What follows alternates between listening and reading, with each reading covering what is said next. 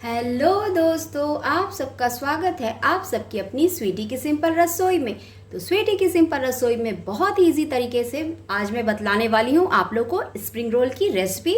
ना इसे घोलना है ना कुछ करना है, बस इसे रोटियों की तरह बनानी है और बहुत ही यमी आपको मार्केट की तरह स्प्रिंग रोल्स बन के मिल जाएगी। तो चलिए हम देखते हैं कि हमें स्प्रिंग रोल्स बनाने के लिए किन किन सामग्री की आवश्यकता होगी। आइए। तो दोस्तों, स्प्रिंग रोल्स बनाने के लिए हमें जिन जिन चीज़ों की ज़रूरत पड़ेगी वे हैं, पहले स्प्रिंग रोल के सीट के लिए हमें जो चीज़ चाहिए वो जान लीजिए आप। तो उसके लिए यहाँ पर मैंने हाफ कप के करीब मैदा ले रखी है और उसे गूंदने के लिए हमें पानी की आवश्यकता पड़ेगी और थोड़ी सी रिफाइन ऑयल की आवश्यकता पड़ेगी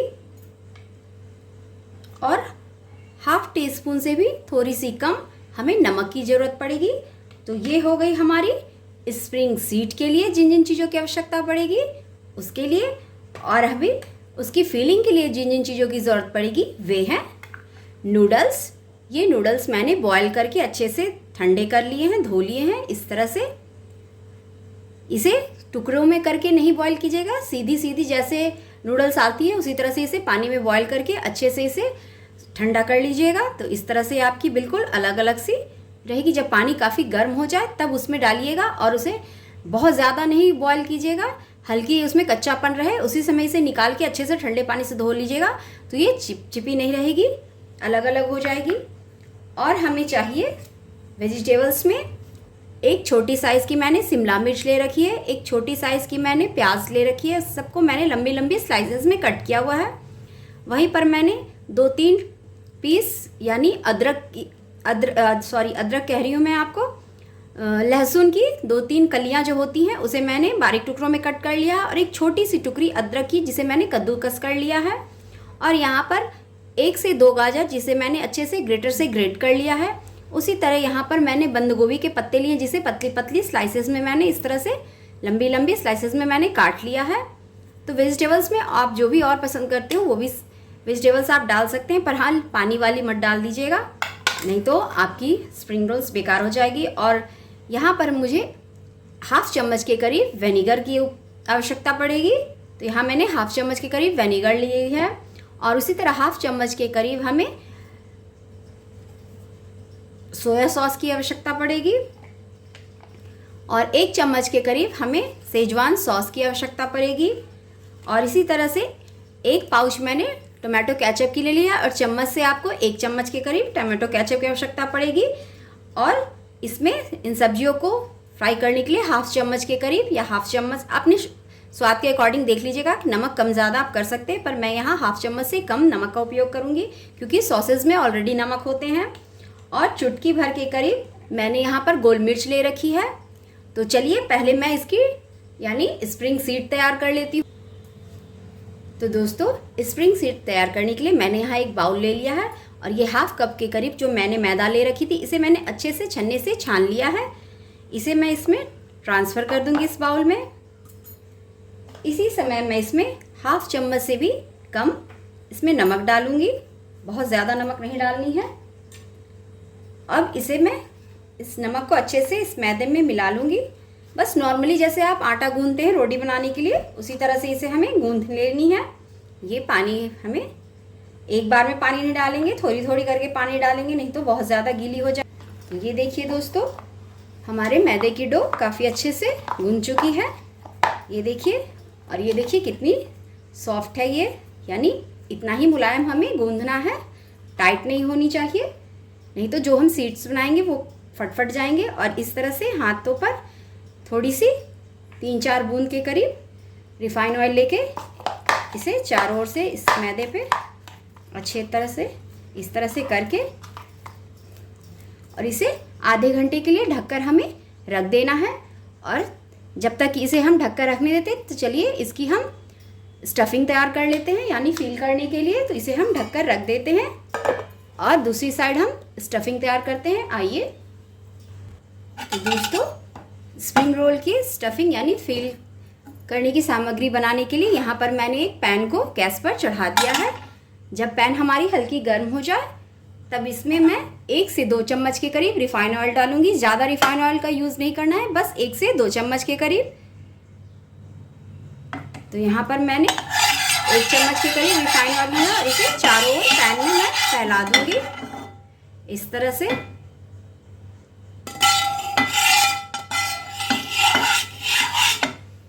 और जब ये अच्छी सी गर्म हो जाए, और हाँ, फ्लेम को बिल्कुल हाई रखनी है, लो नहीं रखनी है। तो ये देखिए दोस्तों, हमारी पैन अब काफ़ी अच्छे से गर्म हो गई है। तो अब हम क्या करेंगे, ये जो हमने अदरक, लहसुन और गोल मिर्च इन तीनों को मिक्स कर दिया है और इसे मैं इसमें ऐड कर दूंगी, यानी इस तेल में मैं डाल दूंगी। और इसे बिल्कुल 1 से 2 मिनट के लिए हमें भूननी है, ज़्यादा नहीं, बस मिनट भी कह रही हूँ मैं, सेकंड के लिए बस हल्का सा इसे रोस्ट करना है।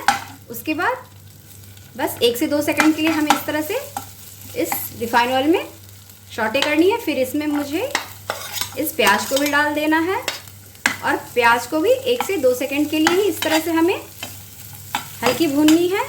फिर ये जो मैंने लंबी हरी कलर की शिमला मिर्च जो कट कर रखी है लंबी स्लाइसेस में, उसे भी मैं इसमें ऐड कर दूंगी। इसे भी 1 से 2 सेकंड के लिए अच्छे से सबको आपस में, प्याज, शिमला मिर्च, अदरक, लहसुन सबको 1 से 2 मिनट के लिए, 1 से 2 सेकंड के लिए बस भून लूँगी।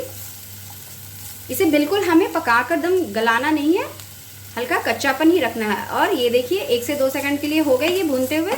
अब इसी समय मैं इसमें गाजर, इसे भी इस तरह से मिक्स कर लूँगी। और ये जो मैंने बंद गोभी ले रखी थी, इसे भी इसमें मैं डाल के अच्छे से अब हमें 1 से 2 मिनट के लिए भूननी है। पहले हमने सेकंड में भूनी, अब हमें इन सबको 1 से 2 मिनट के लिए हमें इस तरह से चलाते हुए भून लेनी है। और फ्लेम बिल्कुल हाई होनी चाहिए, लो नहीं।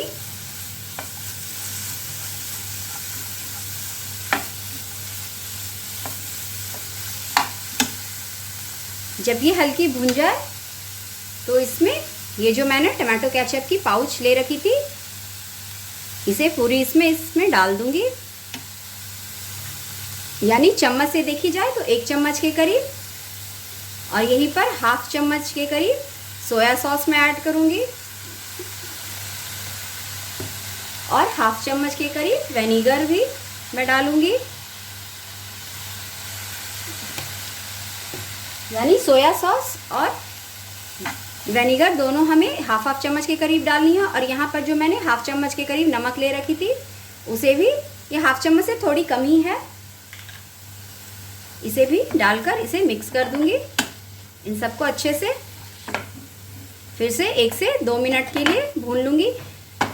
इस फिलिंग को बनाने में मुश्किल से 5 से 8 मिनट ही लगते हैं, ज़्यादा नहीं, क्योंकि इसे हमें बिल्कुल गलाना नहीं है, इसमें हल्का कच्चापन ही रहना चाहिए।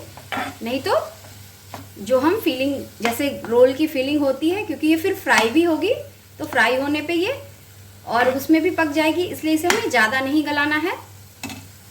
और इसी समय मैं 1 चम्मच के करीब इसमें सेजवान सॉस भी डाल दूंगी।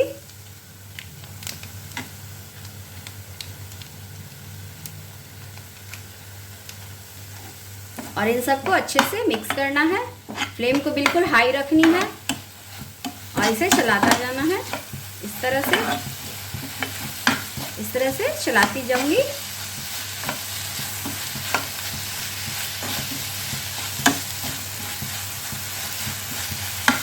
जब 1 से 2 मिनट के लिए अच्छे से भून जाएगी, तब इसमें मैं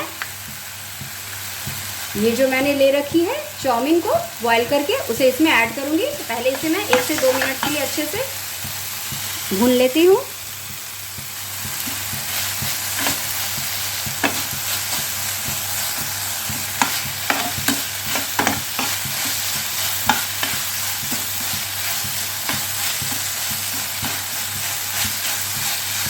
ये देखिए, इसे भूनते हुए 1 से 2 मिनट के करीब हो चुके हैं। अब इसमें मैं इस चाव को डालकर बस 2 से 3 बार इसे मिलानी है।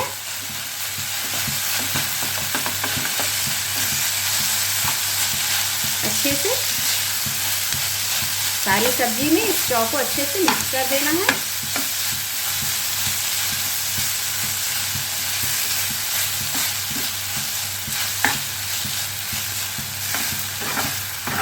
ये लीजिए।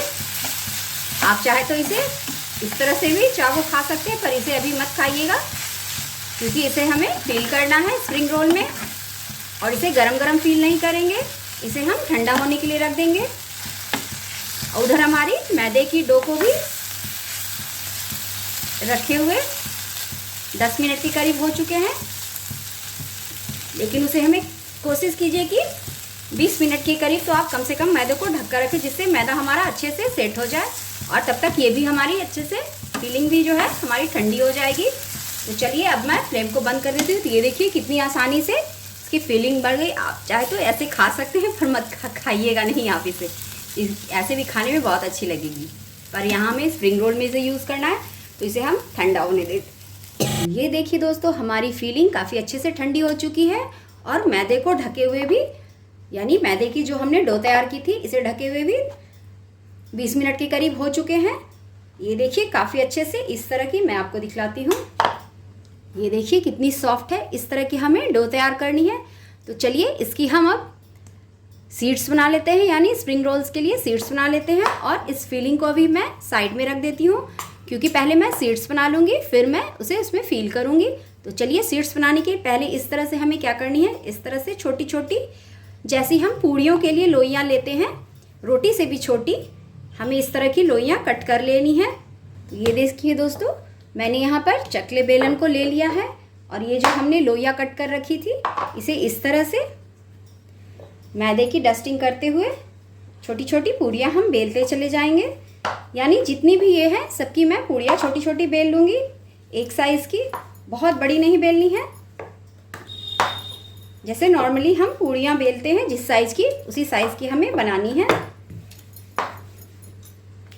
ये देखिए इसी तरह से सारी लोइयों की मैं पूड़ियाँ बना लूँगी। तो ये देखिए दोस्तों, हमने लोइयों की पूड़ियाँ बना ली है। टोटल हमारी 9 पूरीज बनी है। अब हमें क्या करना है, ये जो हमने रिफाइन ऑयल ले रखी थी, इन सारी पूड़ियों पे हमें रिफाइन ऑयल को अच्छे से लगाना है, यानी इसे लगाने में हमें कंजूसी नहीं करनी है। इस तरह से देते हुए इसे हम पूरे इस पूरी पे ऊपर की ओर इस तरह से सारी पूड़ी पे हम लगाते चलेंगे।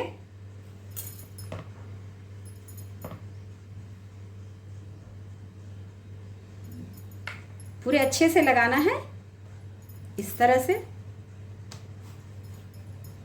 ये देखिए, अब इस पे हमें क्या करनी है, ये जो हमने अलग से मैदे ले रखी थी, इन सब के ऊपर हमें मैदे की डस्टिंग करनी है। मैदे की डस्टिंग भी पूरे अच्छे से करनी है हमें, इस तरह से।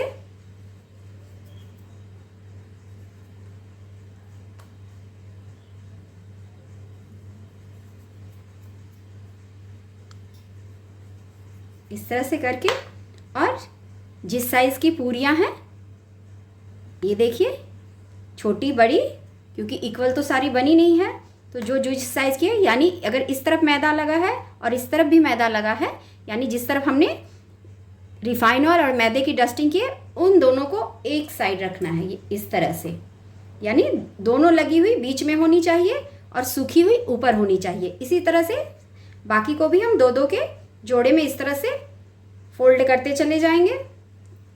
ये देखिए दो दो की हमने, और ये हमारी एक बच गई है, उसका भी देखिए मैं क्या करती हूँ। ये देखिए इसके ऊपर फिर से मैं रिफाइन ऑयल डालूंगी और इस तरह से मैदे की डस्टिंग करूंगी, और ये वाले जो बच गई है हमारी, इसे भी इसके ऊपर कर दूंगी। अब फिर से इसे अच्छे से सबको इक्वली कर देना है, ताकि कोई बड़ी छोटी ना रहे, इस तरह से दबाते हुए। तो पहले हमारी 9 थी, अब हमारी टोटल 8 पूरियाँ हो गई हैं, यानी सबको हमने 2-2 में और एक में हमने 3 को कर दिया है। अब हमें क्या करना है, फिर से इस तरह से इसके ऊपर हम ऑयल को डालेंगे और इसे भी अच्छे से इस तरह से कर देंगे, यानी पूरे में मिला देंगे इस तरह से रिफाइन ऑयल को चारों पूरियों पे। और फिर से हम इस तरह से मैदे की डस्टिंग करेंगे। मैदे की डस्टिंग में कोई कंजूसी नहीं होनी चाहिए, पूरे से मैदे की डस्टिंग करनी है, यानी इसके ऊपर से मैदे को पूरे अच्छे से डालना है। फिर ये जिस तरफ हमने मैदे लगाई हुई है और जिस तरफ इस पे मैदे लगी हुई है, इन दोनों को इस तरह से तो ये टोटल कितनी हो गई, पहले हमारी एक 3 थी, एक 2 थी, यानी हमारी टोटल 5 सीड्स इसमें बनकर रेडी हो जाएगी।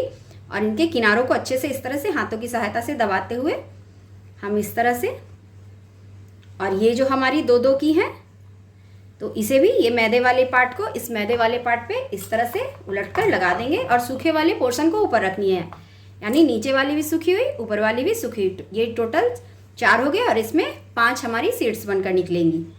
और इसे इस तरह से हाथों की सहायता से उलट पुलट करते हुए इक्वली, कोई बड़ी छोटी ना रहे, इस तरह से हम सेट कर लेंगे।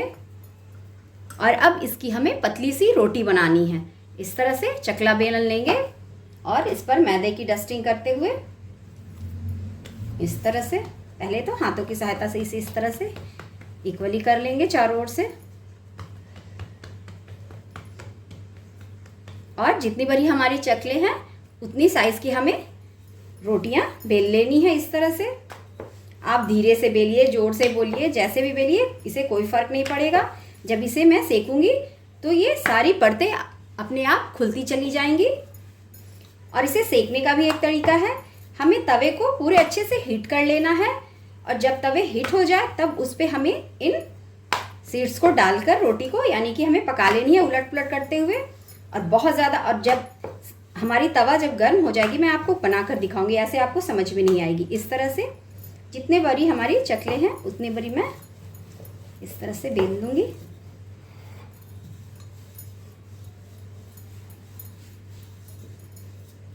तो देखिएगा हमारी कितनी पतली पतली सीड्स बनकर निकलेगी, ना टूटेगी ना बिखरेगी।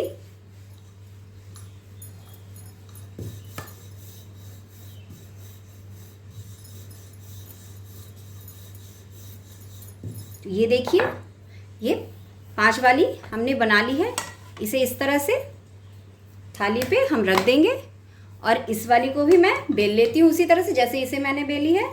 तब एक बार में ही मैं तवा चढ़ाऊंगी, क्योंकि इसे जब हम तवे पे डालेंगे तो बहुत जल्दी जल्दी इसे हमें खोलना पड़ता है। तो ये देखिए दोस्तों, हमारी दोनों पूड़ियाँ अच्छे से, यानी एक 5 सीड्स की और एक 4 सीड्स की, यानी 4 और 5 की हमारी दोनों सीड्स बनकर रेडी हो चुकी है। अब इसे हम तवे पर उलट पुलट करते हुए सेक लेते हैं। चलिए, तो ये देखिए दोस्तों, हमने गैस पर नॉनस्टिक तवे को चढ़ा दिया है। आप चाहे तो कोई भी नॉर्मली तवा भी यूज़ कर सकती हैं, कोई दिक्कत नहीं है। आप नॉर्मली तवे में भी बहुत आराम से बन जाती है। इस पर कोई रिफाइन ऑयल नहीं डालना है, बस इसे हीट कर देनी है और पूरी हाई फ्लेम पे होनी चाहिए। ये देखिए मैंने फ्लेम को पूरी हाई रखी हुई है। इसी तरह से हाई फ्लेम पे इसे हम पूरी हीट कर लेंगे।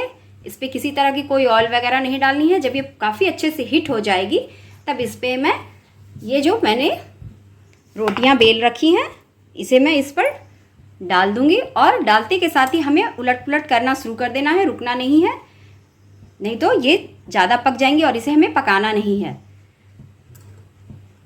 इसे हमें रोटियों की तरह पकानी नहीं है, मतलब कच्चे कच्चे में ही अपने आप ये परतें छोड़नी शुरू कर देंगी और उसी समय हमें गरम गरम इसे निकालना है। तो ये देखिए काफ़ी अच्छे से हीट हो चुकी है।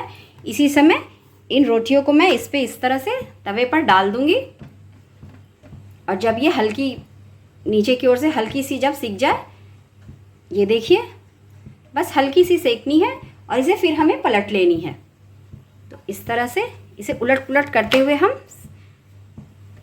सेक लेंगे और देखिएगा हमारी परतें जो है इस यानी कि ये देखिए दोस्तों, इसे उलट पुलट करते हुए और ये देखिए कितने अच्छे से देखिए इसकी परतें खुलनी शुरू हो गई है। इसी समय गरम गरम ही हमें इस तरह से निकालते हुए ये देखिए कितनी अच्छे से निकल रही है। फिर जिस साइड हमने निकाला है उसे फिर से हम तवे पर इस तरह से पलट देंगे और ध्यान से तवा काफ़ी गर्म है। आप चाहे तो मैंने बतलाया हाथ पर पानी लगा के भी आप कर सकती हैं। इसी तरह से उलट पुलट करते हुए हमें बिल्कुल देखिए इस तरह से कच्ची कच्ची रखनी और देखिए कितनी पतली बनी है। ये देखिए हमारी पूरी हाथ कितनी क्लियर दिख रही है। इस तरह से इसे उलट पुलट करनी है और ये सारी परतें अपने आप ही देखिए इस तरह से खुलती चली जाएंगी और गरम गरम ही, ठंडे में हमें इसे नहीं करनी है, गरम गरम ही इस तरह से हम इसकी लेयर्स को खोलते जाएंगे और हमारी पतली पतली सीड्स ये देखिए मैं आपको दिखाती हूँ। ये देखिए इस तरह से फिर जिस साइड की हमने निकाली है उसे फिर से हम तवे की ओर कर देंगे। अगर बीच में आपकी तवा लगे आपको कि ठंडी हो गई है तो फिर से आप एक बार फ्लेम को ऑन कर सकते हैं। पर मैंने इसे ऑलरेडी पूरे से अच्छे से गर्म कर लिया था, इसलिए मुझे। तो ये देखिए दोस्तों, हमारी सीड्स बनकर बिल्कुल रेडी है और वो भी बहुत ही पतली पतली।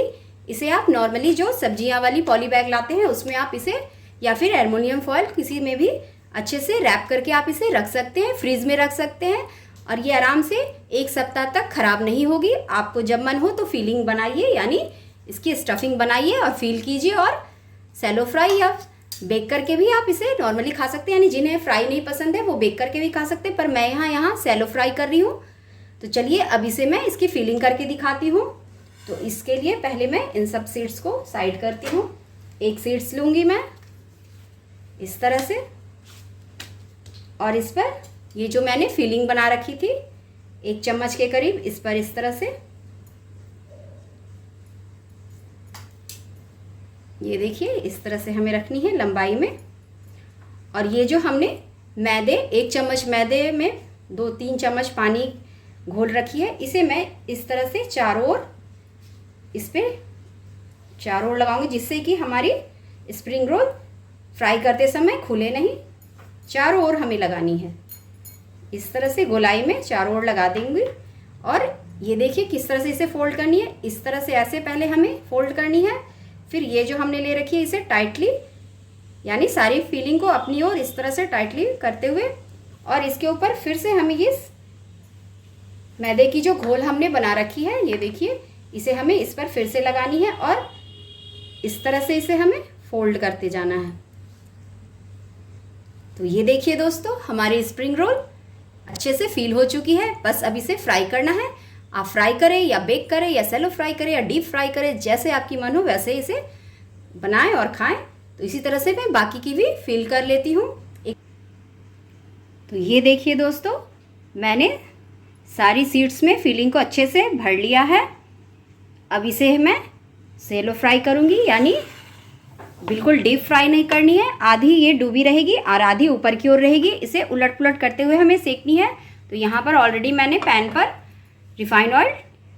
में रिफाइंड ऑयल डाल दिया है। अब हमारी तेल अच्छे से हीट हो गई है। इस समय मैं क्या करूँगी, फ्लेम को बिल्कुल लो रखूँगी। ये बहुत ज़्यादा हमें हीट नहीं करनी है, वरना डालते के साथ ही ये जल जाएगी। तो हल्की ही, जब लो फ्लेम पे इसे हमें गर्म करनी है और इसे इस तरह से डालते हुए उलट पुलट करते हुए सेक लेनी है। तो एक बार में मैं पैन में जितनी अटे, तो मैं 2-2 करके फ्राई करूँगी, जिससे हमें पलटने में सुविधा हो। मेरी पैन छोटी है। इस तरह से उलट पुलट करते हुए इसे मैं अच्छे से गोल्डन ब्राउन सेक लूँगी। दोस्तों ये देखिए बनकर रेडी है हमारी स्प्रिंग रोल। देखिए कितनी अच्छी हमने इसे गोल्डन ब्राउन फ्राई कर ली है और ये कितनी अच्छी लग रही है, मार्केट से भी ज़्यादा अच्छी। और इसकी साउंड मैं सुनाती हूँ, देखिए कितनी क्रिस्पी बनी है। इसकी आवाज़ आप सुन रहे होंगे, ये देखिए कितनी क्रिस्पी बनी है। इसे किसी भी सॉसेस के साथ आप खा सकते हैं, वरना बिना ऐसे भी सॉसेस के आप खाइए, बहुत अच्छी लगेगी। ये देखिए इसकी फीलिंग, मैंने इसे कट किया है। ये देखिए बिल्कुल मार्केट की तरह लग रही है ना।